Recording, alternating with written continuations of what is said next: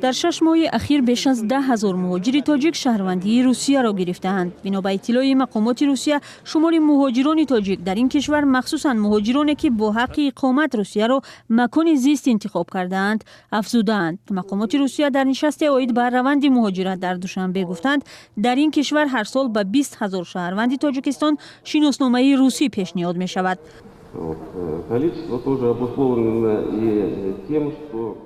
سبب افزایش هم در آن است که تاجیکستان یکی از دو کشور پساشوروی است که شناسنامه روسیه را بدون دست کشیدن از شهروندی خود قبول می کند.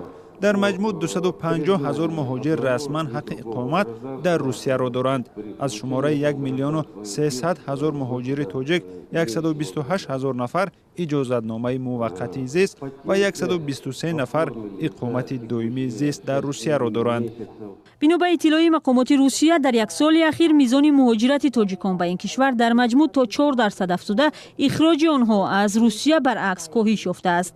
دلیل همین بوده است که حقوق ویرانکنی مأموری از جانب مهاجران تاجیک در 6 ماه اخیر 34% کم شده است. مقامات تاجیک و روس میگویند برای رسیدن به این نتیجه آنها در میان مهاجران کارهای زیادی انجام دادند.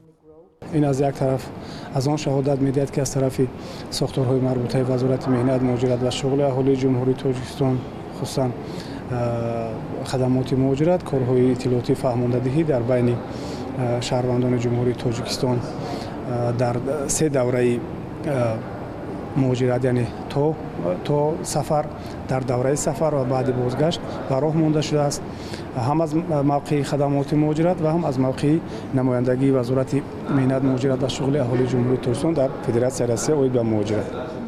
در نشست عاید به مهاجرت، متخصصان و سازمان‌های جهانی کار با مهاجرت از اخراج مهاجران تاجیک با سبب‌های ناچیز و مشکلات فراوان آنها در کشور مهاجرت تاکید کردند.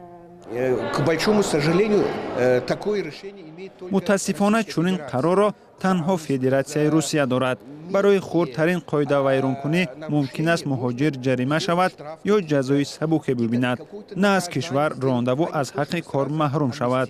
باید نهادهای مسئول تاجیکستان و روسیه در این مورد چاره‌های ضروری اندیشند.